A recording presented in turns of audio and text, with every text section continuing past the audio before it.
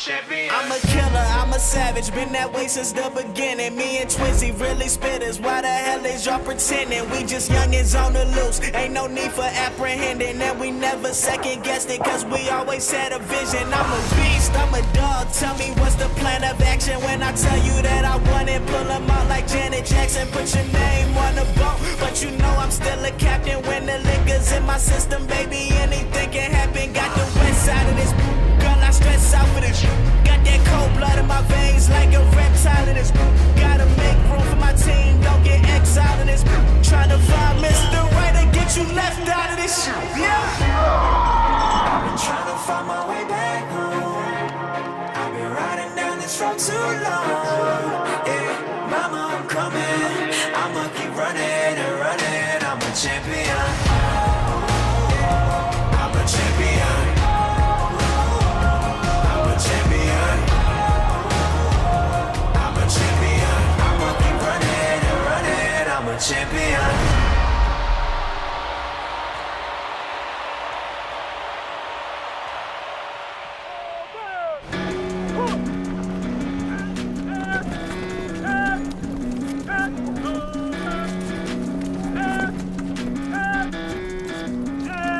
So he stabs, I step in the same way. Now my hand slides down, and where are we at? I've been teaching fighting techniques to government agencies for more than 15 years, including the US Marines, US Marshals, US SWAT teams, and US Navy SEALs. He's gonna stab me. I go here, and then I go here, and then I could go here or here. Nearly all the techniques I teach are banned in the sport of mixed martial arts. I can control the direction of the muzzle, you guys see that? These are some of the most effective and damaging moves you could use in a real-life situation, be it in self-defense, If I'm here, on the street, then I knee. or in war. Straight into the trachea. Now you're gonna knee, step back, and then rip. And the gun comes out. Good. This is life or death for these guys, and I'm honored to share this knowledge. Let's see your muscles, James. Let's see your muscles. Oh, yes. Go on, do it again and again. That's right. That's it. Power. James, he was a very lively child, quite hard to control. His teacher said to us, I'm finding it difficult to cope with him because he is so not aggressive, he is so... Lively, really. Lively, yes, I think that's probably the better word. So I took him to one of the training sessions of KHÅNG, which is a very hard style of karate. It's a bit more controlled and structured. It calmed him down. From then on, he took the karate to heart. Bruce Lee was his hero as a child, and he had big posters in his bedroom. Like a lot of boys, I dreamed about becoming a kung fu master who could fight off bad guys in any situation. But when I was a teenager, I got attacked on the street and beaten up, coming face to face with the reality that all those choreographed karate routines I'd spent years practicing were completely useless. Then I found out that the same thing happened to Bruce Lee when he was my age, launching him on a quest, the search for truth in combat. Lee went on to study a wide range of martial arts, taking only the best parts of each discipline. His philosophy was simple: research your own experience, absorb what is useful, reject what is useless, add what is specifically your own.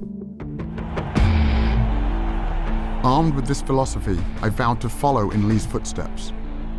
15 years and 5 black belts later, I was given the opportunity to put my training to the test. Good combination by Wilkes. Johnson trying to fight back, though. Nice knees by Wilkes. Johnson is in trouble attacking. One hook in, and he's got the choke. He's got one arm across. Gets up and around now. He's got a tie. Wilkes is the ultimate fighter. With seconds to go. Outstanding performance by James Wilkes. James Wilkes from Leicester, England, is the ultimate fighter. Then, I got injured. I was sparring with a future heavyweight champion and tore ligaments in both of my knees. Unable to teach or train for at least 6 months, I spent more than 1,000 hours studying peer-reviewed science on recovery and nutrition, looking for any advantage I could find to get back on track as quickly as possible. That's when I stumbled across a study about the Roman gladiators. The gladiator graveyard from Ephesus is the only one with a significant number of individuals buried there. Archaeologists recovered the remains of at least 68 gladiators. There have been more than 5,000 bones analyzed for the study. We found in the cross-section of the bone very high bone mineral density, which indicated intense training and high-quality diet to build up strong muscles and strong bones. This diet gave the gladiators the nickname hordeari, which means beans and barley muncher. We know different food sources give different amounts of strontium in the bones. High strontium levels in vegetarians, low strontium levels in carnivores. If there is low strontium in the sample, the flame will stay blue. If there is high strontium levels, it will change from blue to red. The gladiators were predominantly vegetarian. This totally blew my mind. The gladiators were highly prized fighters who got the most advanced training and medical care in the Roman Empire. To think that the original professional fighters ate mainly plants went against everything I'd been taught about nutrition. And now, ladies and gentlemen, the one and only Superman. James, does Superman eat meat? Yes. He does? Yeah. Oh. Could you tell us what sort of foods you eat at tea time when you come home? Nearly the same as dinner, but egg and lamb chop. Do you think all the other children should eat those sort of foods? Yes. In order to get strong?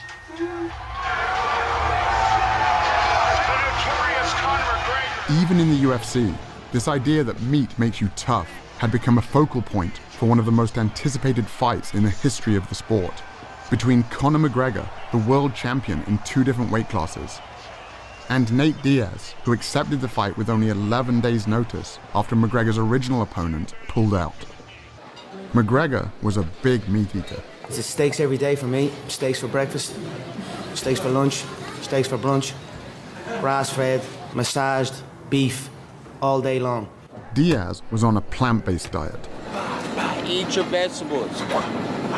And McGregor had a field day with it. This man, let's see, can he fight? I'm a lion in there. Your little gazelle friends are gonna be staring through the cage, looking at your carcass getting eaten alive. McGregor was feeding off a stereotype that was pretty much universal. You hit like a vegetarian.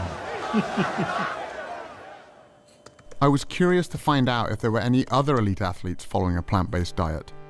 The first I found was Scott Jurek, one of the greatest ultra runners of all time.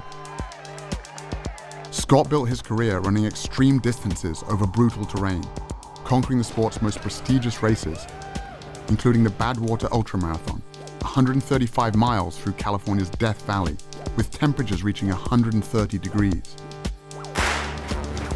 I was training for the Western States 100-mile race, which is like the Super Bowl of ultramarathon racing. And that's when I was transitioning to a plant-based diet. I remember doubting myself, even up to a week before the race, like maybe I should have eaten meat. But I led that race from start to finish and won it for 7 years in a row. And there was no question that the plant-based diet was fueling my victories. When I met Scott, he was gearing up for the greatest challenge of his career. Invite me over. When I'm moving, I'm definitely going to be eating. Having already mastered single-day endurance events, Scott was now trying to become the fastest person ever to run the entire Appalachian Trail, a distance of 2,200 miles. My goal is to break the record. 46 days, 11 hours. Let's go to Maine. 2 marathons a day over technical terrain.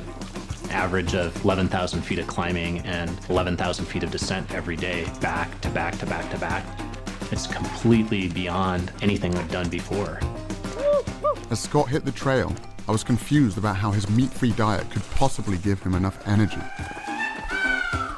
So I reached out to Dr. James Loomis, a team physician who was part of 2 championships, a World Series and a Super Bowl.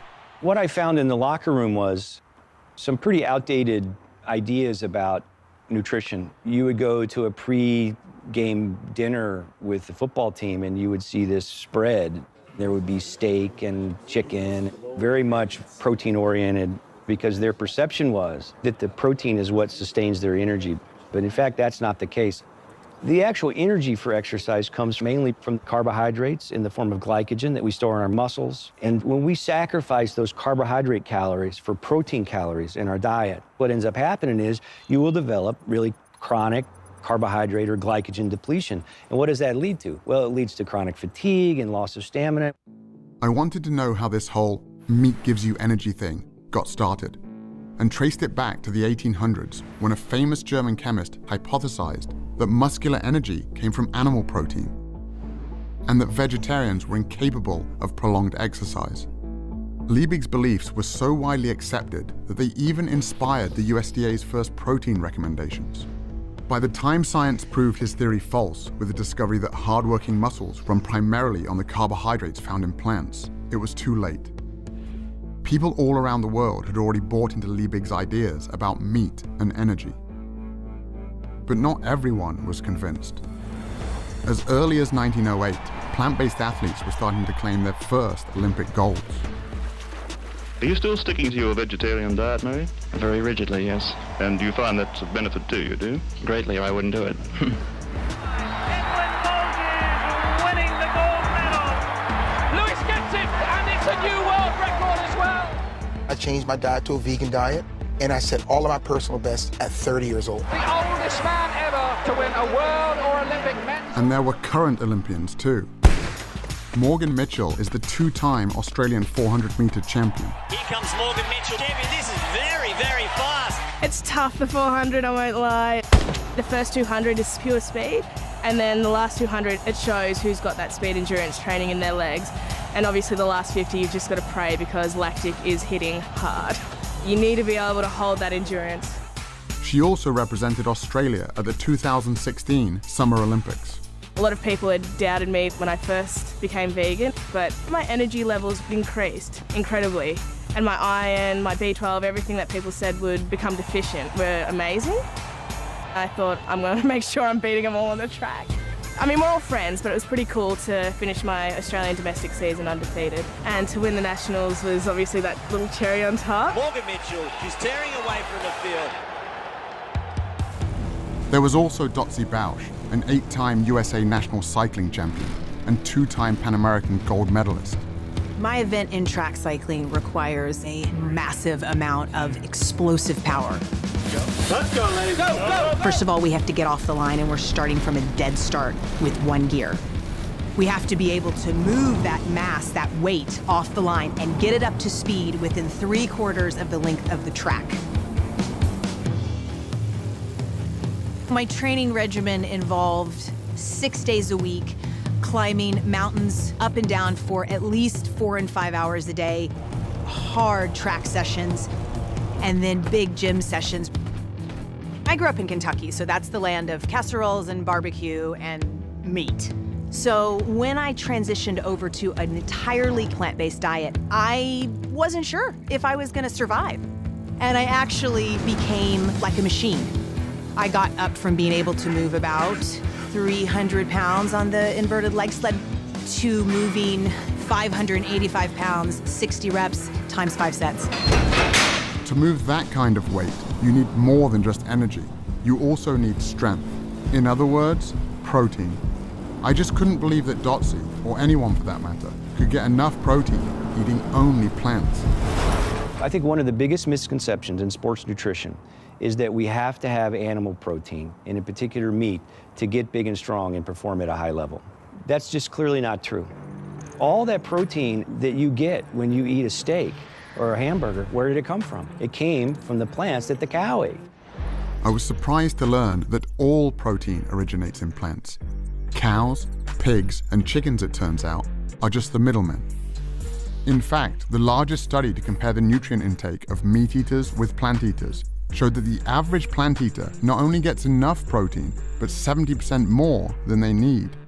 Even meat eaters like me get roughly half of their protein from plants. But athletes need more protein than most people do. So I crunched the numbers from the study and realized that based on the amount of calories I was eating, I'd still be getting more than enough protein to build and maintain muscle. For example, 1 cup of cooked lentils or a peanut butter sandwich has about as much protein as 3 ounces of beef or 3 large eggs. But what about the quality of the protein? I'd always heard that plant-based protein was inferior. Proteins are strings of amino acids, and there's some amino acids our bodies can't make. Those are the essential amino acids. So we have to get them from food. And one of the arguments about animal-based proteins being superior is that plant-based proteins aren't complete, so you're not going to get all the amino acids, and that's a fallacy as well. Again, I was surprised to discover that every single plant contains all the essential amino acids in varying proportions. And when it comes to gaining strength and muscle mass, research comparing plant and animal protein has shown that as long as the proper amount of amino acids are consumed, the source is irrelevant. This all sounded great in theory, but all the athletes I'd met so far were pretty lean. If getting lots of protein without animal foods really wasn't an issue, where were all the big guys?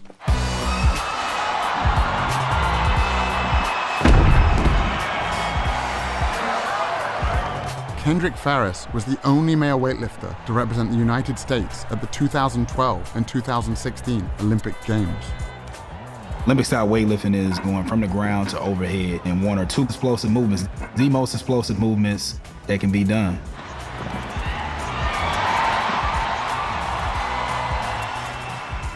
When I made the switch to a plant-based diet, they were like, I don't know how you're gonna lift that much weight and you're not gonna be eating anything, you're just gonna eat grass, like how are you gonna be strong? I qualified for my 3rd Olympic team, you know what I'm saying? I broke 2 American records. I won the Pan Am Games. I was like, man, like I think I should have done this a long while ago. Like, why didn't I research this before? And Kendrick wasn't alone.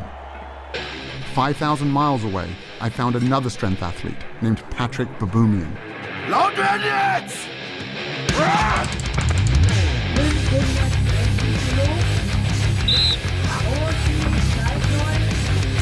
Patrick is one of the strongest men on the planet, with multiple world records, including the front hold, the keg lift, and the log lift.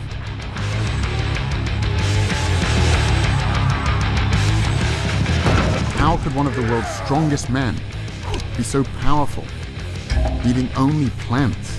No meat, no milk, no eggs.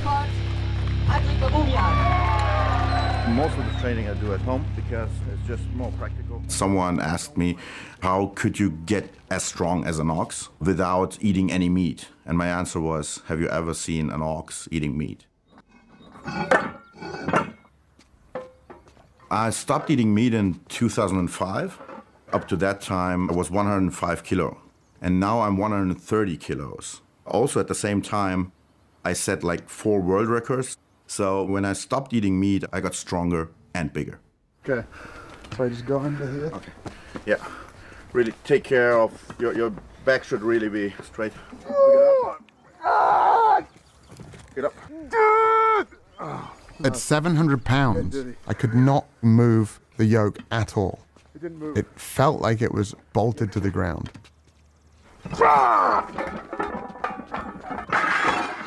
And that was just his warm-up weight.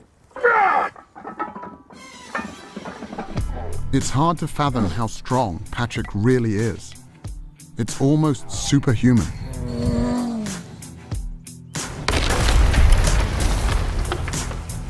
When I met Patrick, he was training to break the world record for the heaviest weight ever carried by a human being. To break that record, Patrick would have to carry 1,224 pounds. That's the weight of a horse, a distance of 33 feet. The thing with the yoke is, if you really, really go insane with the weight, when you do a step and all the weight is on one leg, it sometimes feels like your bones could just break. It's probably one of the most terrifying things that we do at strongman events.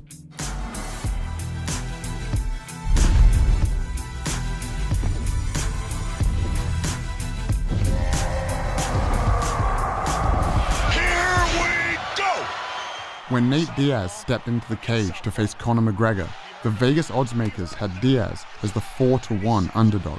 He caught him again with a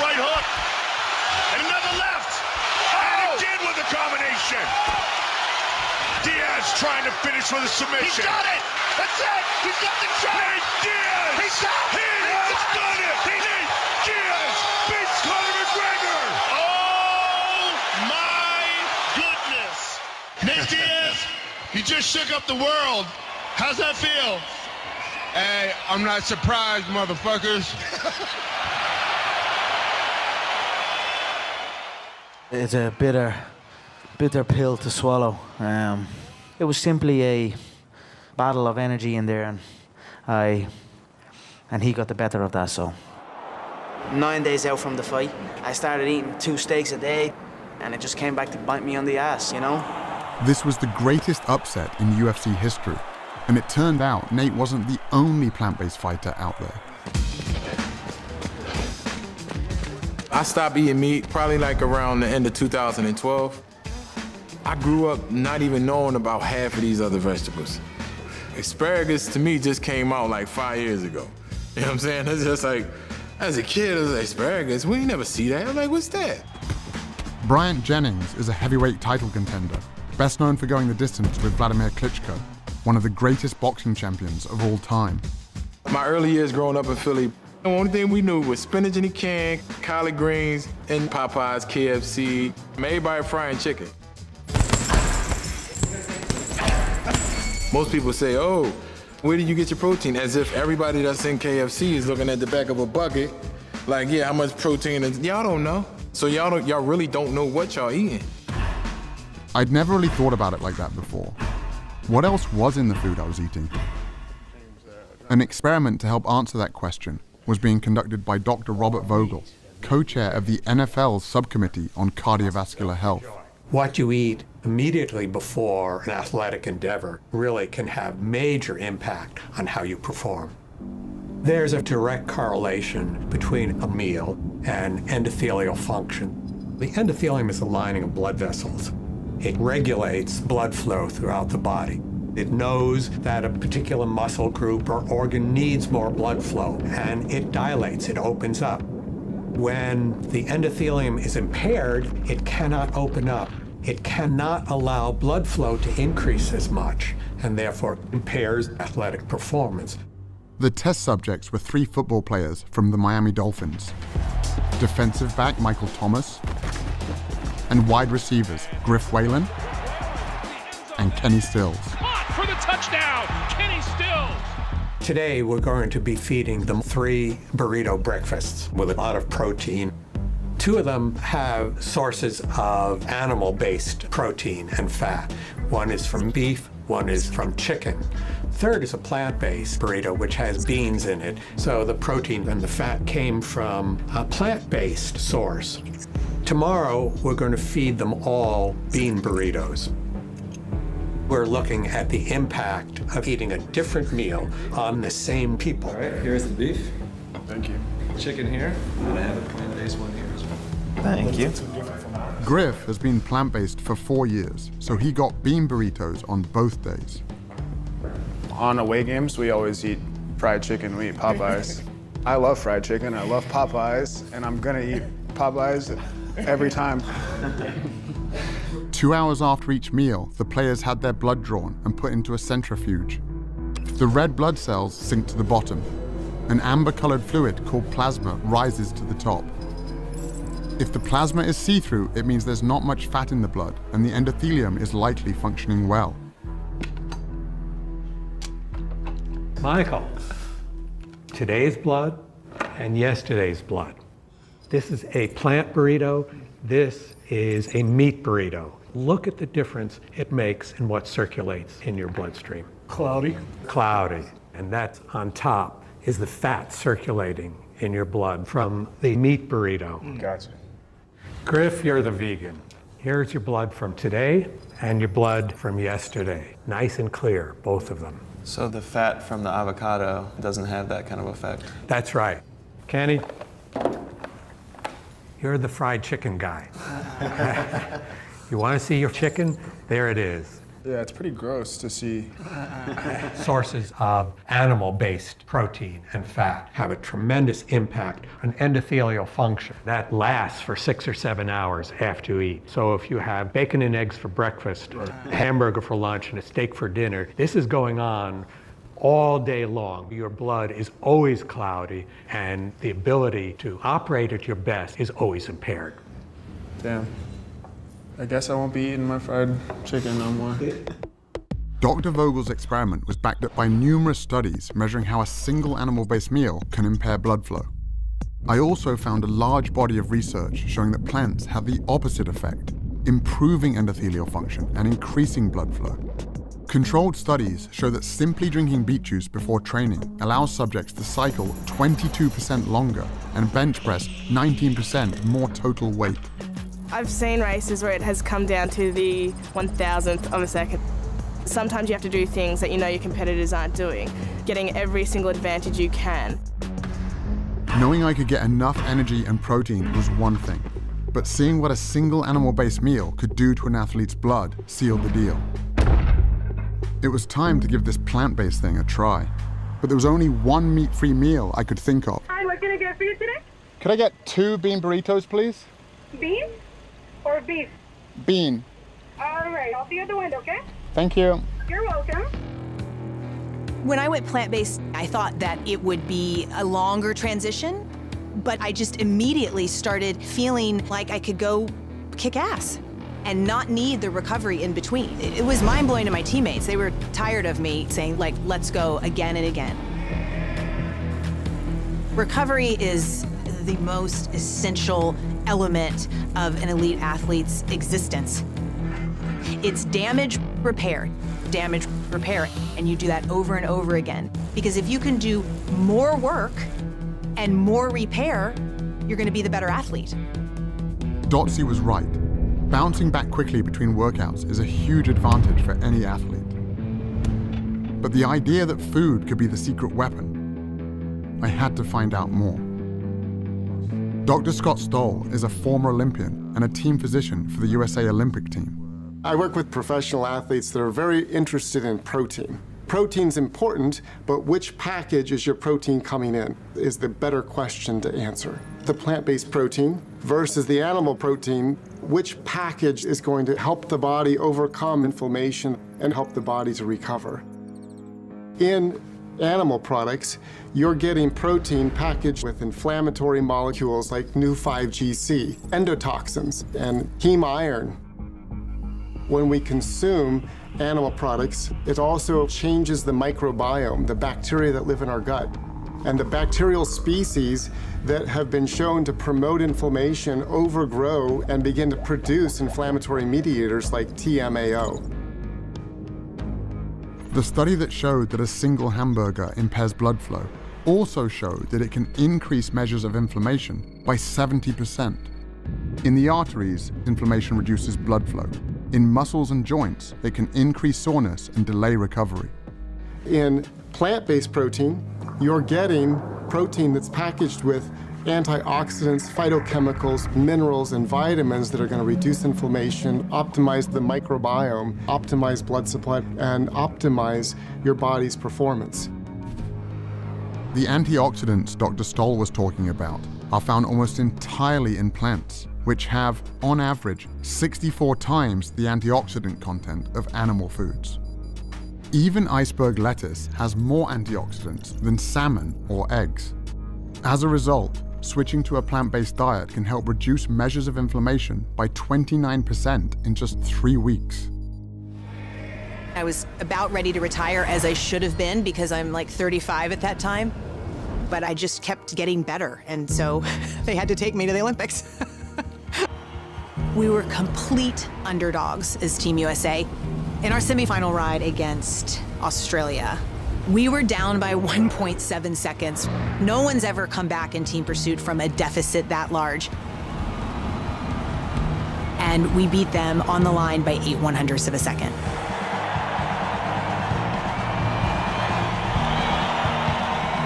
I was 39 and a half years old when I stood on the Olympic podium. I'm still the oldest person, male or female, to even go to the Olympic Games in my event. My diet was the most powerful aspect to me being able to perform and produce for the U.S. team at the Olympic Games.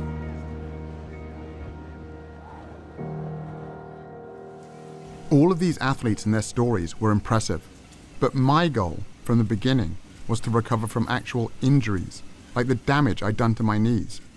And he's down at the line of scrimmage in the arms of Derek Morgan. Derek Morgan had been on a similar journey. In the NFL, the injury rate is 100%. It's a violent game. Hit hard and goes down there. And so how you respond to injury and how quickly you heal from injury is important, because if you're not on the field, you're not helping the team. I was reading the research and seeing that a plant-based diet could be beneficial specifically for recovery. And so I started incorporating it and I started seeing really good results with it. I was recovering better. I wasn't getting as sore. I was a lot less swollen. Basically, to confirm what I was feeling, I got my blood tested. 6 months after being on the diet, all of my markers were down, my blood pressure, my cholesterol. But the main thing I was looking at was the inflammation marker in your blood, and mine was almost obsolete. It wasn't there anymore. A whole food plant-based diet is going to optimize the growth of blood vessels into damaged tissue. It's going to lay down new tissue in tendons and muscles. It's going to stimulate their immune system to fight off infections. So almost at every level, eating the right foods is going to accelerate the healing process. 6 weeks into my personal plant-based experiment, I went to the gym to see if I could notice a difference. I wasn't able to spar or wrestle yet, so I decided to hit the battling ropes. At my gym, lasting 10 minutes on the ropes gets your name on the wall. Only a few people had ever hit 20 minutes. Even at the peak of my conditioning, the most I'd ever got was 8 minutes. James, keep it going. But on this day, I hit 10 minutes easily. Then I hit 20, 30. You're at 45 minutes. I thought, holy shit, I'm gonna do an hour. I went past the hour mark by about 1 minute and just thought, all right, that'll do. I can't believe you just did that, man. The only thing that had changed was my diet. I could have kept going. That's way over the record, right? Yeah. Freaking hour.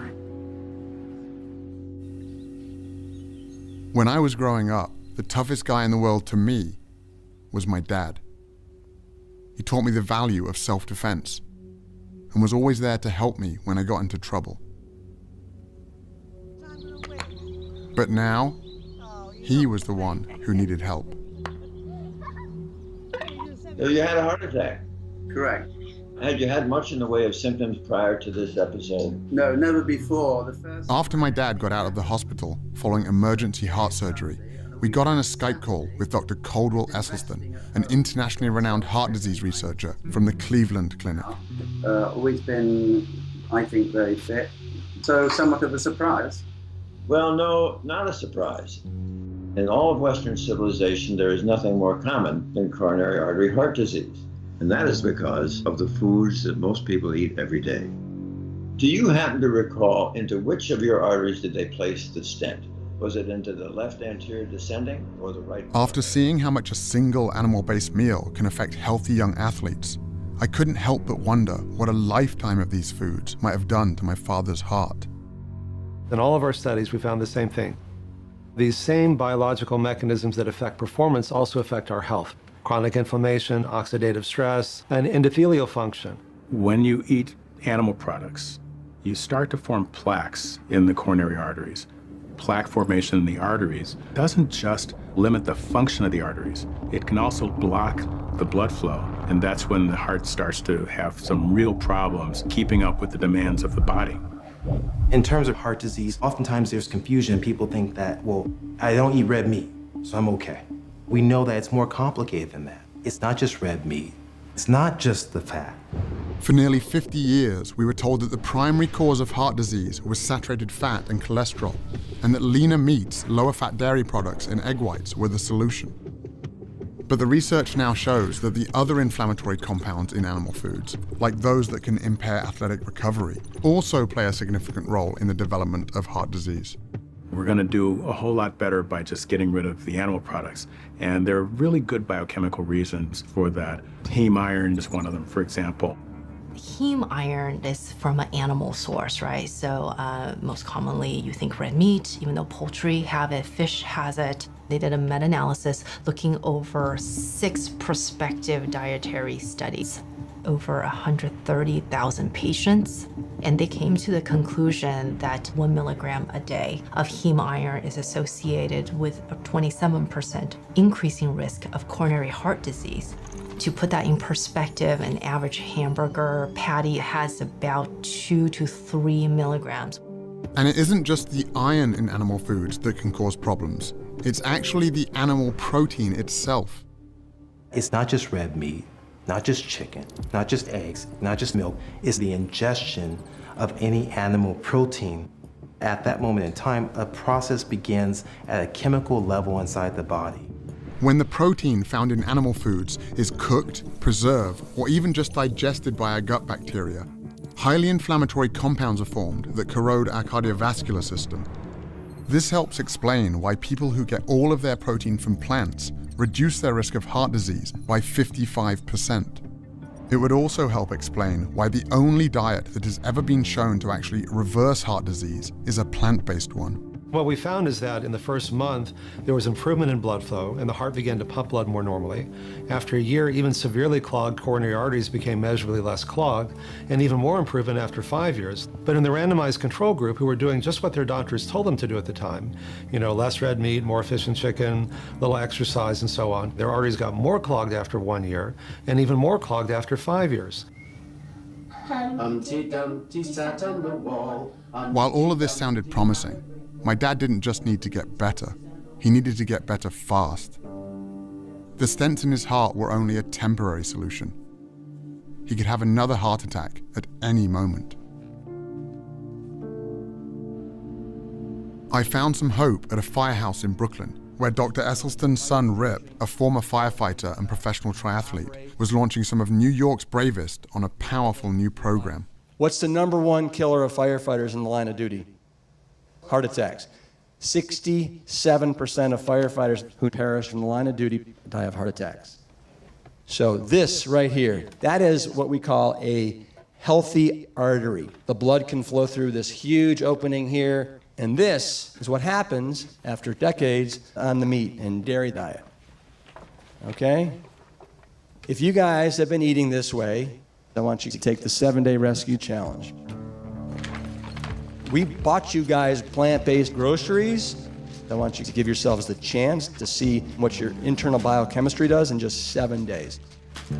I know my cholesterol's elevated, my LDLs are always very high. The same job that I was doing like 10 years ago without an effort, without taking an effort. Despite working out all week, playing sports, my cholesterol's high and growing by about 10, 15 points every year for the last 5 or 6 years. I realized a couple salads a week, it doesn't really cut it. I got 2 kids, so hopefully I'll feel better, have more energy, and add some years to my life.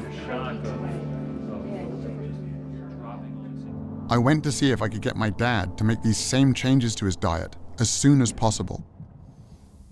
Well, what are you suggesting? Well, let's do the shopping. Tomatoes, cucumber, we have hummus dips. But my dad can be a little stubborn, Soya yogurt, and that's about it, I think. so I wasn't feeling that hopeful. We'll just drink tea. I come from a town called Melton Mowbray, known in England as the rural capital of food. It's the home of Stilton cheese and the world-famous Melton Mowbray pork pie. The pace of change here is very slow. And my dad, like most of us, is a product of where he grew up. I just couldn't imagine someone as set in his ways as my father making such a big switch. On the top there, worth another 20 quid. He was 50 quid a lot. Until I got home and went back to the gym. You push me. Ball here. I've spent years working out with Lucius Smith, He was a cornerback in the NFL, has a black belt in jiu-jitsu, and was my strength and conditioning coach. That's it. More arms, more arms. I told Lou about the research I'd been doing and what happened to my dad. And he'd never mentioned this before, and he said, I've been on a plant-based diet for almost 10 years. Lou is 60 years old, not far off my father's age. Most guys my age can keep up with the grandchildren. My grandchildren can't keep up with me. When I went from an animal-based diet to a plant-based diet, my blood pressure went down to like 110/70. My heart rate, sometimes it's been under 50, like 48, 47. I'm more focused, I'm more relaxed, and I noticed that I have a lot more energy because of the plant-based diet. Come on, man, come on. People in their 20s, they come in here. We do a workout. I sustain the workout a lot easier than they do. We can come in here and do 800. Listen to what I just said. 800 kettlebell swings and snatches in one workout. They can't make it. I'm not kidding you. They can't hang, man, I'm telling you. They can't hang. There was another guy my dad's age who had also made a big change. I ate a lot of meat. I ate my 10, 15 eggs a day. And, I had my 250 grams of protein a day because I weighed 250 pounds. One and only Arnold Schwarzenegger. But as I got older and as I started reading up on it, I recognized the fact that you really don't have to get your protein from meat or from animals, as far as that goes. So we started going more in a direction of a vegetarian kind of a diet. Now we're doing it the right way, with the right spices. All of a sudden, I love it much more than the meat. And, the cholesterol went down to around 109. It was the lowest that it ever was in my entire life, at almost 69. What we eat has a major impact on our health and our well-being in every way we can measure. People who eat a diet that's high in animal protein have a 75% increased risk of premature death from all causes, and a 400% to 500% increased risk of death from most forms of cancer, prostate, breast, colon cancer, as well as type 2 diabetes. The amino acids that come from animal sources tend to make our cells rev up and multiply faster. For example, there is accumulating evidence that high consumption of proteins from dairy sources is related to a higher risk of prostate cancer. That chain of cancer causation actually seems pretty clear. Cancer has been linked to other animal foods as well. Research funded by the National Cancer Institute found that vegetarians who add 1 or more servings per week of white meat like chicken or fish more than triple their risk of colon cancer. So it's not one set of dietary guidelines for improving your performance as an athlete, another one for reversing heart disease, a different one for reversing diabetes, a different one for reversing prostate cancer. It's the same for all of them. As groundbreaking as all of this nutritional science was, I also found it really confusing. How could meat be so bad for us if that's what our ancestors were supposedly built to eat? When we think about the diet of early humans, we're often drawn to thinking about meat, but plant foods were more important than the archaeological record gives credit for. The food that could be relied on wherever you were was the plant food. The popular perception of what early humans ate dates back to the 1930s and 1940s, when there was some amazing finds of early human ancestors, animal bones and tools that very much look like they may have been used to butcher and maim those animals. So very early on, we had this notion that meat had a disproportionately larger role in the diet of early human ancestors than it actually did. The bias in the archaeological record toward stone and bone preservation over things like plants has led to a very skewed view. If we look at deep time, bones and stone tools preserve very well, but plants decay very rapidly. What's exciting, though, is in the last decade, we've started to realize microscopic fossils of plants do preserve quite well. And so we're revisiting some of these earlier Paleolithic sites and finding abundant evidence of plants. Advanced technologies, like those used to analyze the gladiator bones, have allowed scientists to take a closer look at the tools, bones, and teeth of our ancestors, leading to the discovery that early humans ate mostly plants. And the reason for this is actually quite simple. Humans do not have any specialized genetic, anatomical, or physiological adaptations to meat consumption. By contrast, we have many adaptations to plant consumption. We have longer digestive tracts than do carnivores, and this allows humans to digest plants and fibers that require longer processing time. We also lack the ability to produce our own vitamin C. Vitamin C is found in plants, so the fact that we cannot make our own indicates just how reliant upon plants we actually are. This is why we have trichromatic vision. This is very different from carnivores, which have dichromatic vision. We can see more colors, and this is very important, especially if you need to find fresh, ripe fruit. We have a brain that just is desperate for glucose. It's such a fussy organ. That's the only thing it really takes in for energy. Well, meat's not a very good source of glucose. To have a big brain like this, you need to eat something different. And the most efficient way to get glucose is to eat carbohydrates. But what about our teeth? Aren't they proof that we're built to eat meat? In primates, you might think canine teeth are associated with a diet of meat, but they're not. In gorillas, when males want to intimidate other males, they will show the length of their formidable canines. On the other hand, carnivores have distinctive teeth, and they're shaped like scissor blades. They simply shred the meat off and they swallow. Compare that to the teeth of a human being, square and low cusped for crushing and grinding tough plant tissues. Right there in your own mouth is the best evidence we have for a diet that could not have been meat. If you just got placed in some ancestral environment, the best thing you could be equipped with is not a very sharp spear. The most important thing you could be equipped with is knowledge of which plants you can eat. Suddenly it all made sense. The reason an animal-based diet isn't good for us is because our bodies aren't built for it. It's simply the wrong type of fuel. The only thing that didn't really fit was B12, an important vitamin that everyone kept warning me you could only get from animal foods.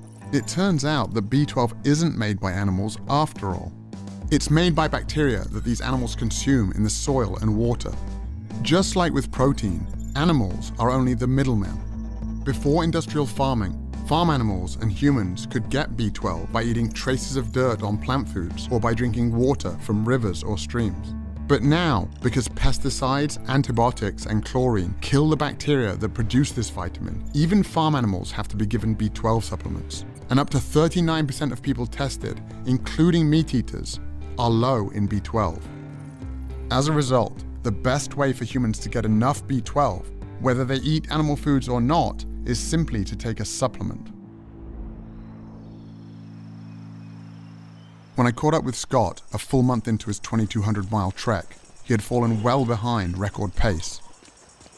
Not even a week into the journey, I developed a quadricep tear.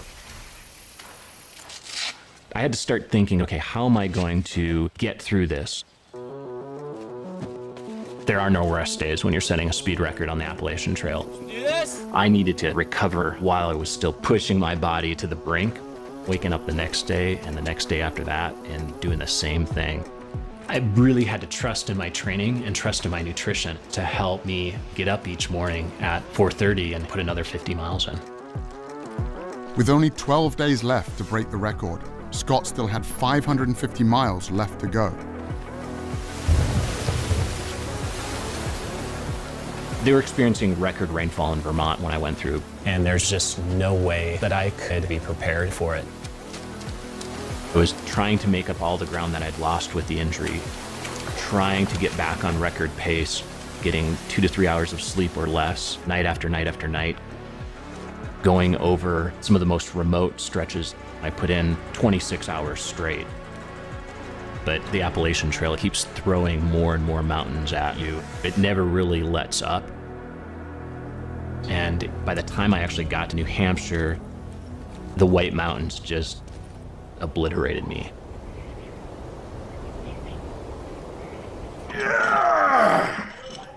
With less than 2 weeks remaining, Patrick continued training for his world record attempt to carry more weight than anyone in history.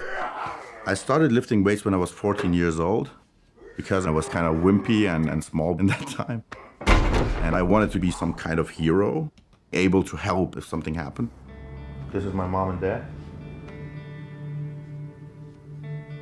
When I was 4 years old, my dad, my mom, and my little sister, she was 6 months old, they were in a car accident. And only my mom survived the accident. So when I was young, I had these fantasies of being super strong, and if someone got trapped, being able to help them get out.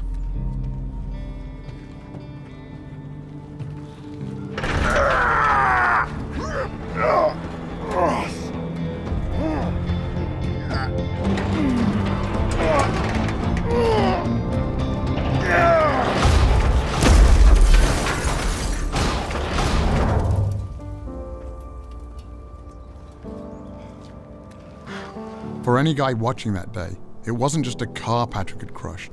It was a myth they'd been fed their entire lives. Steak. That's what a man eats. Made from stuff guys need. Eat like a man, man. There's no one that can relate to that better than I do because I've lived in that world. Steak is for man. Go meat! They showed us commercials, burgers, George Foreman with the grill. Yeah. And the big sandwiches and all that stuff. Eat like a man and be full like a man. This is great, great marketing by the meat industry. Serious man food. Selling that idea that real men eat meat. You look like more of a man with a quarter-pounder in your hand. But you got to understand, that's marketing. That's not based on reality. Okay, I'm going to take you down to the exam room. When I think of a manly man, I think of somebody who has strength, endurance, sexual prowess, and fertility. And in fact, what the scientific studies are showing is that the more meat men eat, the more quickly they lose their manly manhood. The blood test with the Miami Dolphins measured how a single meal could affect blood flow throughout the entire body. I asked Dr. Spitz if he could conduct an experiment with 3 collegiate athletes, but this time on a more specific part of the male anatomy. So, here's a model of a penis. Dr. Spitz is the lead delegate of urology for the American Medical Association. When it comes to the penis, he literally wrote the book. Now, you're going to be putting this device on yourself. One ring goes on the base of the penis, and the other ring goes on at the tip of the penis, just behind the head of the penis. It knows how tight to squeeze to know when an erection is starting, because when it squeezes, it'll determine, oh, it's now of a larger circumference, something's happening. What we're going to look at is what effect the meal you have has on your erections that night, and you're going to be eating 2 different kinds of meals. For this study, on the first night, we gave the guys burritos that had meat, beef, chicken, pork, but really high-quality meats, grass-fed, organic. On the second night, we gave them very similar burritos, but we swapped out the animal portions for plant-based protein. It's really good. I thought this was gonna be nasty, I'm not gonna lie. I didn't think we were gonna eat a burrito, I thought we were gonna get a salad. This study is gonna take advantage of a natural function that occurs in men when they sleep. Men's bodies create erections, and this occurs throughout the night while the subject is asleep. Once an erection happens, this device can sense it, and a printout is generated of how firm the erection was, how long it lasted, and how many of them there were, to see if we can see a physical effect on erections as a result of what they just ate for dinner.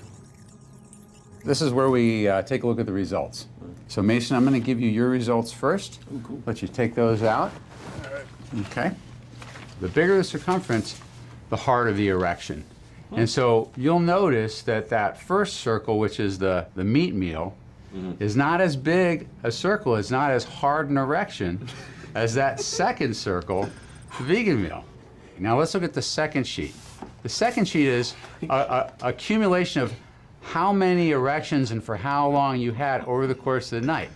So that first stubby graph is really, it's not the size of your penis. I'm struggling. It's not the size of your penis, it's how many minutes throughout the night you had erections. Wow. Blake, let's take a look at your results. Oh, no. Okay? Hold composure. And look, again, like Mason, you were more erect after the plant-based diet than the meat-based diet. Okay, how about how often you had erections? Wow. That's almost a 500% difference. Dang, man. That's crazy. Blake, you ready for yours? All right, here you go. You had about a 13% change in the hardness of your erections. Okay, let's look at how many or how long you had erections for. Bro. Show it, dang it. Yeah, don't hold out. Oh. Bro, that's an hour, bro. So you guys all had a very similar response to the meat meal versus the plant meal. That's crazy. Yeah, growing up, if I saw some big dude at a restaurant eating a big old steak, and so I'm like, oh, I need to be like that. And then like I see like a guy ordering a salad off the menu, I'm like, he's soft, right? yeah, I'm like, oh, that guy, Yeah, what he's is he soft. doing? But really, at the end of the night, the guy eating the big steak is soft, and then the other guy is a hard.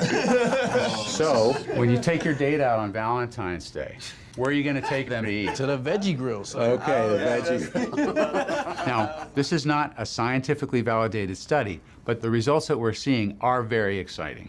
I think this is going to wake a lot of people up. I think it's going to wake up people who have penises, and I think it's going to wake up people who like people who have penises. While all this talk about erections was interesting, it also made me wonder about hormones, specifically testosterone. I've never eaten a piece of meat in my entire life, and I've never had an issue with testosterone. I've gotten blood tests, and all my levels are right where they need to be, and clearly I don't have any trouble building muscle. Studies comparing men who eat animal foods with men who don't have consistently demonstrated no difference in testosterone levels. I found this hard to believe, since plant-based diets often include soy products, which I'd always been told were loaded with estrogen. I post a lot of my food, and if it includes any type of soy products, out of 100 comments, you've got 20 to 30 of them saying, hey, well, I heard that soy raises estrogen levels. Well, that's not the case. Soy, it turns out, contains phytoestrogens, compounds that look like estrogens but can actually have the opposite effect, blocking some of our body's estrogen receptors and preventing real dietary sources of estrogen from taking hold. The foods that contain real estrogens are animal foods like chicken, eggs, and dairy, which can have a significant impact on our hormone levels. Simply drinking cow's milk can increase a man's estrogen levels by 26% in just 1 hour, while dropping their testosterone levels by 18%. Another hormone strongly connected to diet is cortisol, a stress hormone linked to reduced muscle mass and increased body fat. Research has shown that people who replace animal foods with high-carbohydrate plant foods experience an average drop in cortisol levels of 27%. This is what I always heard, like, you can't go lean, you can't go shredded vegan because you have so much carbs. But I'm standing here in the best shape of my life, easy. I already knew that processed carbs, like white flour and sugar, can lead to weight gain. But what I didn't realize is that unprocessed carbohydrates like oats, bananas, and sweet potatoes are associated with decreased body fat. An 8-week weight training trial also found that those consuming a normal amount of carbs gained 2.9 pounds of muscle mass, while those in the low-carb group actually lost muscle. A typical bodybuilding diet is a very low-carb diet. So these guys that haven't had a carb in 2 weeks, they're walking around like zombies. I'm backstage eating all the carbs that I want. They're like, how are you eating that right now when you look this shredded?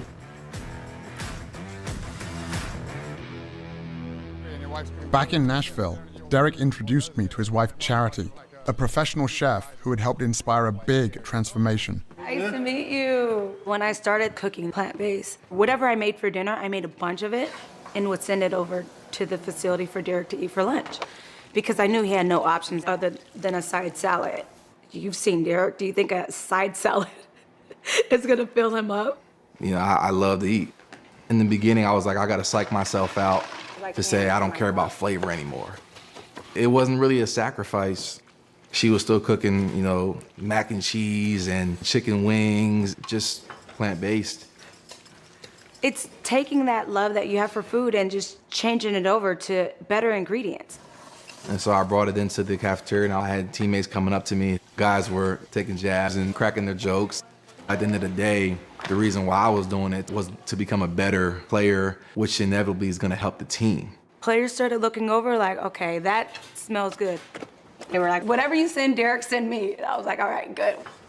It started with 5 guys, and now middle of season, 13 players. I never intended this to be a business at all. But the last 15 years, we haven't been to the playoffs. So I'm gonna do anything that I could do to help this team. There she go, how you doing? How you doing? Hopefully you're hungry. Oh, definitely. Sundays are good. After the game, me and the guys are always looking forward to mealtime. How you doing? You come with an empty stomach? Yeah. It's a good time in this kitchen. These are plant-based burgers, grill up, smell, taste like beef. And I'm making truffle mac and cheese, buffalo wings, kale, Caesar salad, crispy Brussels sprouts with a smoked sauce reduction. And we'll finish off with the peanut butter cheesecake. Oh, yeah. Oh, wow. Yeah. Thank you, Dad. So you guys were eating Charity's meal plan that she's on. And before, what was your perception? Well, I actually talked bad about y'all for like a couple weeks. No question. Did you think you needed meat to be like stronger? Right. That's exactly what I thought. I told him I feel like my whole childhood life was a lie. I definitely thought I was gonna miss it. And honestly, I haven't even thought about it again. I felt more energized, feel stronger. It was pretty dope. And what about the taste? Tastes really good. And the meals were always looking good, and I found myself sitting in a locker staring at what they're eating. So, you know, I tried it, and honestly, I mean, I felt the difference, and, you know, I was able to just perform consistently. Yeah, you caught your first touchdown after you switched over, right?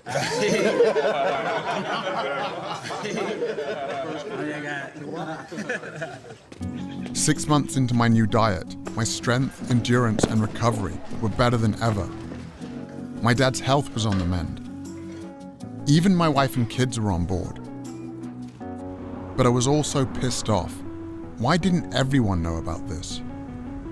And then I remembered my grandfather, who died of heart failure at the age of 63 after more than 4 decades of smoking. A paratrooper in World War II, he got hooked on cigarettes during a time when young people like him were being sold the idea that smoking was actually good for you. Babe Ruth, idol of millions. To sell this idea, the tobacco industry turned to famous athletes, the ultimate symbols of fitness and health. After a game, Carl Furillo of the Dodgers looks for a mild cigarette, a Camel, of course. But right around the time Babe Ruth died from throat cancer in his early 50s, the scientific evidence was starting to stack up, so a new marketing plan was required. According to this nationwide survey, more doctors smoke Camels than any other cigarette.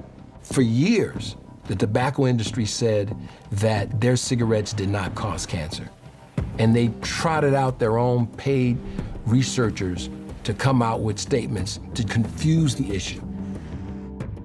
Despite their efforts, cigarette ads were eventually banned from sports broadcasting, just in time for another big industry to step up to the plate and start playing the same game. What's in the bag? Big Mac? Play for it. With a new generation of athletes, including me. But it wasn't long before the evidence against animal foods started stacking up as well. Now that playbook is being used by the food industry. She's from the National Cattlemen's Beef Association. They're gonna hire their so-called experts. I'm first of all a registered dietitian and nutrition scientist, and I'm a mom. To create just enough confusion. Are you saying with processed meat that it is not, in your view, carcinogenic? I don't say that it supports a sufficient relationship. And they make it seem as though there's doubt about what we're talking about. This is not a link, a causal link between red and processed meat and any type of cancer. But would you recommend reducing meat intake? No, not at all. How on earth is the viewer supposed to make sense of all of this? With overwhelming scientific evidence connecting animal foods to many of the most common deadly diseases, I discovered that the meat, dairy, and egg industries have engaged in a covert response, funding studies that deny this evidence while burying their involvement in the fine print. One of the hired guns paid to conduct these studies is Exponent Incorporated, a company whose research was used by the tobacco industry to deny the connection between secondhand smoke and cancer. For more than 50 years, Exponent has generated studies that challenge the health risks of everything from asbestos, arsenic, and mercury to animal foods. The formula works beautifully for people selling food. It works beautifully for people selling drugs to treat the diseases that bad food causes. And it works beautifully for the media, which can give us a new story about diet every day. Here we go again. New guidelines are muddled and confusing, and not by accident. The eggs are in. So happy about the eggs. I know, I am happy about the eggs. Eating bacon is okay. Absolutely. Okay, butter. Butter is back. But despite the appearance in our media of confusion, there is massive global consensus about the fundamentals of a health-promoting diet, and it's a diet that every time, no matter whether it's high in fat or low in fat, higher in carbs, lower in carbs, in every population, every kind of research, it's a plant food predominant diet, every time. Just when I thought I'd uncovered every dark secret of the animal foods industry, I got invited to train a paramilitary group in Zimbabwe with a special mission. Okay, so just be very careful, guys. Stay on the rocks. Yeah. So these guys are now listed as critically endangered. There's only about 5,000 of them left on the planet. They're basically being hunted to extinction because of the value of their horn. Around $40,000 a pound.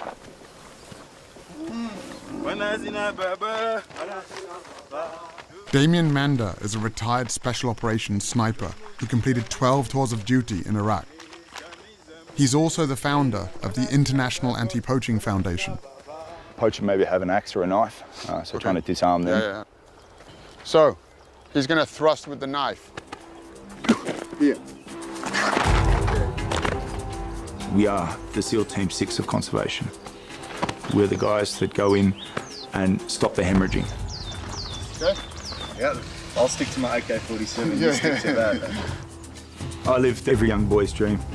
Jumping out of choppers, blowing shit up, stuff that most kids can only dream of doing on a PlayStation. I came to Africa because I was looking for the next 6-month adventure. I saw a bull elephant that had had its face cut off. Tusks that had been taken, the whole elephant sitting there dead because some guy wants to have a tusk on his desk. What sort of ambush is this called? Linear ambush. I had money and I had skills that could help these rangers. Using the minimum amount of force required to get the job done. And I made the choice to dedicate my life to helping these guys protect these animals.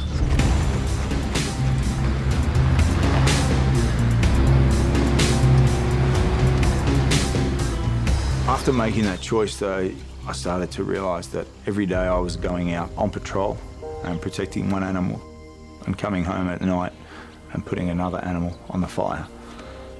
And I knew I was full of shit.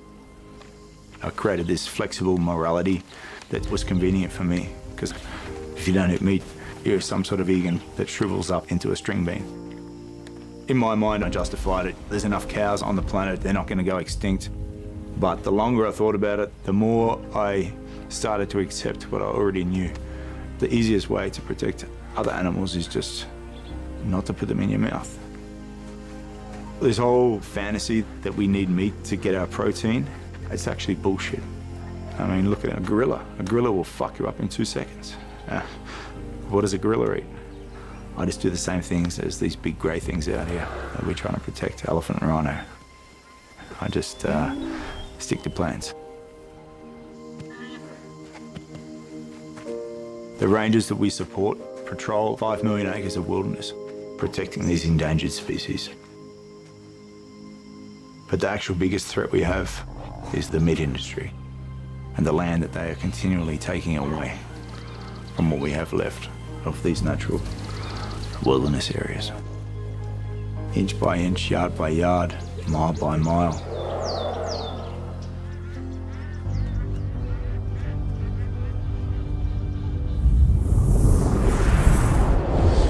3/4 of all the agricultural land in the world is used for livestock production, and it imposes a huge cost on biodiversity. And what is the single biggest source of habitat destruction? It's the livestock sector. Meat, dairy, egg, and fish farming use 83% of the world's farmland, yet provide only 18% of the world's calories. The reason livestock require so much land is because, once again, animals are just the middlemen, consuming, on average, 6 times more protein than they produce. With more than 70 billion animals consumed globally each year, growing animal feed requires vast amounts of land, making it one of the leading drivers of deforestation. It also requires huge amounts of water. Meat plays a disproportionately large role in causing this overuse of fresh water. 25% of the rivers in the world no longer reach the ocean because we're taking out so much water to produce animal feed. Water has been fed into the grain that's been fed to the cattle. The cattle's being made into beef. One hamburger is 2,400 litres of embedded water. That's a heck of a lot of water. All told, more than 1/4 of humanity's fresh water consumption goes to produce animal foods. And it's not just water depletion that's an issue, it's also water pollution. In the United States, for example, farm animals produce nearly 50 times more waste per year than its entire human population, polluting rivers, lakes, and groundwater all across the country. The livestock sector is responsible for 15% of global man-made emissions. So to put that in perspective, that's about the same as all the emissions from all the forms of transport in the world, all the planes, trains, cars, vans, and ships, all added up. Agriculture is not only the biggest culprit threatening the future for humanity on Earth, it is also the biggest and most important silver bullet to a solution. In the US, where meat consumption is 3 times the global average, shifting away from an animal-based diet would reduce agricultural emissions by up to 73% and save 1 million litres of water per person per year. Globally, this shift would free up a total area of land the size of Africa, taking pressure off many of the world's most endangered ecosystems and species. The message is overwhelming, both for public health and environmental reasons. The more plants you can eat and the less meat and dairy you can consume, the better. After learning how much is at stake if we don't change the way we eat, I went back to Brooklyn to find some hope.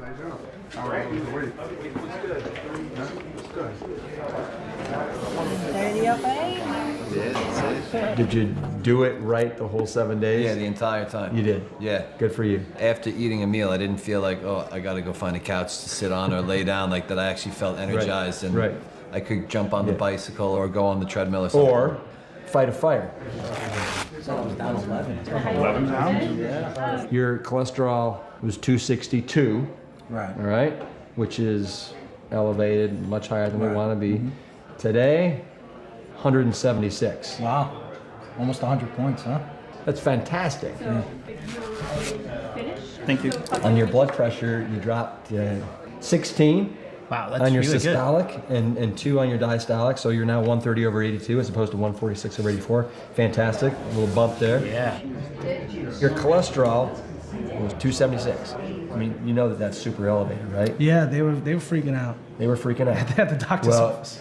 You know what? They should be freaking out now because today it was 169. Whoa, now you're talking. 169. You dropped 107 points, my man. That's amazing. Here's what we got. After 7 days, the cholesterol average drop was 21 points. The average weight loss was 6.12 pounds. You guys, instead of having arteries that looked like this here, right? You guys are on the road to having arteries that look like this here. And we know that the #1 killer of in the line of duty firefighters is heart attacks. This is a food-created disease, and you guys don't have to be another statistic. My doctor wanted to put me on a statin, And I kind of looked at it like that was like cheating, like an easy way out, and there has to be a healthier, more long-term alternative. And then when this opportunity presented itself, I took it. When you eat a healthy, whole foods, plant-based diet, it changes the expression of your genes. It turns on the good genes, turns off the bad genes. Your genes are a predisposition, but your genes are not your fate. And even if your mother and your father and aunts and uncles all died of diabetes, cancer, even heart disease, it doesn't mean that you need to. Once I get to here, I'm going to come up and I'm going to drop my head on his face. With help from my new diet, I've fully recovered from my injuries and am back to teaching self-defense. Or I can chop here and start down here. But with a critical new component, internal defense. You can get improved blood flow. That allows more oxygen, more nutrients to the muscles. And it's not just the athletes. Armed with the truth in nutrition, I now have the tools to help protect more lives than ever before. It's good? Yeah.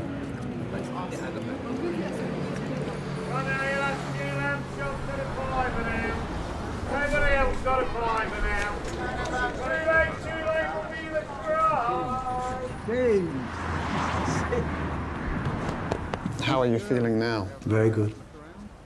The figure that I read, it was 85% likelihood of your first attack, and that kills you. That's a high percentage, which makes me feel very blessed. Happy birthday, dear Pops. Happy birthday to you. Thank you. We've gone down the vegan route, and we now have soya milk.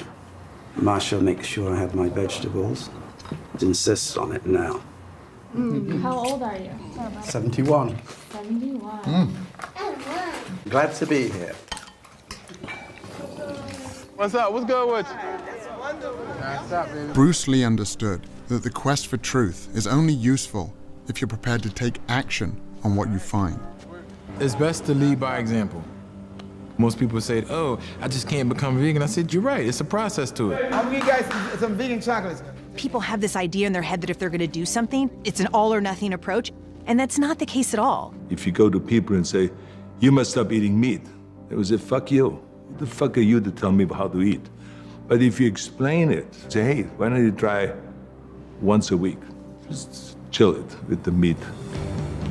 50 years ago, no one talked about, hey, maybe you should just get your protein from vegetables. But now, there's many athletes, professional athletes in all kinds of different sports that have done extremely well staying away from animal foods. Lewis Hamilton wins the German Grand Prix! We all want to feel great. We all want to look great, have more energy. The most important thing is about having the right fuel in your body. I can't remember feeling this great in my whole 32 years of my life. At the 20, cuts back at the 15, and Matthews goes! Opening play, touchdown for the Titans. And I don't ever remember a comeback like this. This is unreal. This was our best season in the last 15 years. Sack, that was Orakpo and Derek Morgan. And we had about 14 guys on plant-based diets. Jarrell Casey, Brian Orakpo. Bright spot in this game was this Titans defense. Oh my goodness! Double-digit sacks for Derek Morgan. He had his best season of his career. Titans on their way to the playoffs. We did it, baby! And the playoff win on my birthday was probably the pinnacle of my career so far. Everybody's talked about the defensive line in this diet. It was the burritos. It was the breakfast burritos. That's what it was. That'll get you to the playoffs.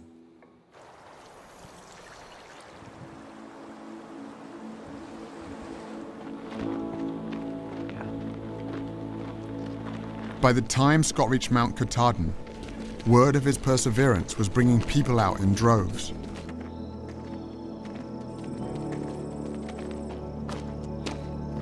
But after 46 days and nearly 2,200 miles, Scott had only a few hours left to break the record.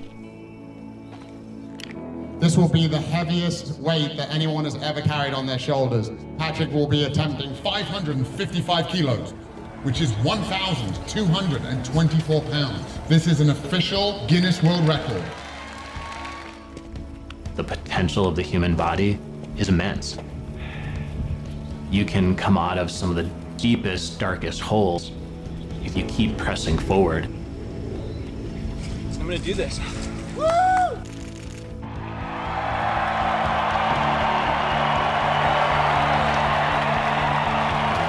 Here we go!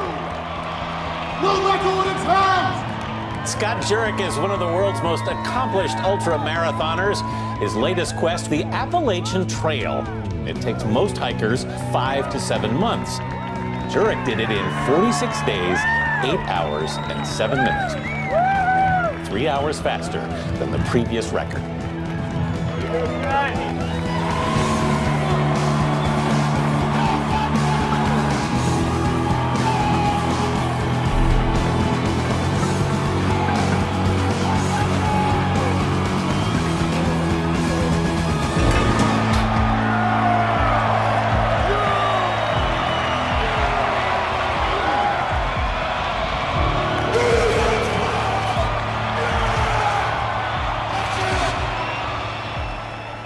It's not about being the strongest and the biggest.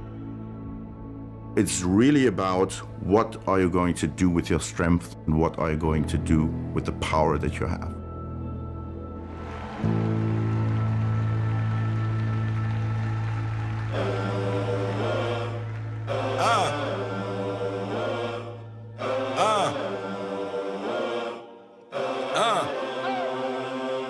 I'm in it just to rewrite history, cause I'm in the mood to label us the leaders of the new school. This ain't for the radio, can't find this on YouTube. This the type of killing that these critics ain't used to. Victorious, victorious. I basically start my day with a big smoothie. Some greens in it, like kale or spinach, some pea protein. Pancakes really at the top, because I like breakfast food anytime. Like, it's no wrong time to have that. I love my toast with peanut butter. Lunch, I would make a veggie burger. Avocado's a really big one for me. I'm addicted. A big salad with veggies, quinoa, rice. I call it the trough bowl. And then at dinner, anything from Japanese to Mexican. I love Indian food and also with Thai curry. Really, I like pizza. If I'm about to just chow down, like really get it, man, a lasagna. If you like chicken nuggets, okay, they have vegan nuggets. If you like meatballs, they got vegan meatballs. A lot of pizza, pasta, and burgers, sometimes even at the same time.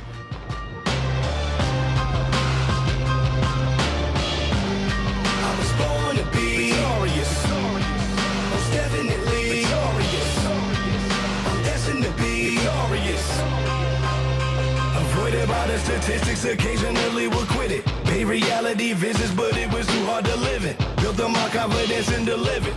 Now I be burning these critics, cause they ain't know they was walking their course while burning their bridges. Hold up. Man, whoever thought I'd be rapping? The family ain't never think that can happen. Matter of fact, only person that ever pushed me to get out was my mother, and the only reason was cause sucking tracks.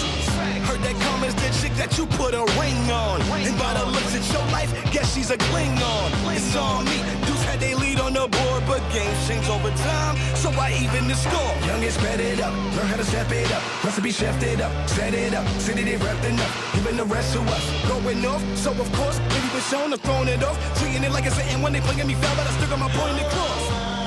And this is gospel for the black sheep. I bet it got a banging ring to it. Quiet with triumph on the rap league. So all of you motherfuckers sing to it. I was born to be victorious, most definitely victorious. I'm destined to be victorious. Through all I hate that displayed, we remain warriors. I was born to be victorious, most definitely victorious. I'm destined to be victorious. Through all I hate that displayed, we remain warriors. Try to overlook a rival. All eyes on me cause I got no competition. Now looking at an idol. Your dough ain't long enough to pay for my attention. Tried to overlook a rival. All eyes on me cause I got no competition. Now looking at an idol. You're doing long enough to pay for my attention.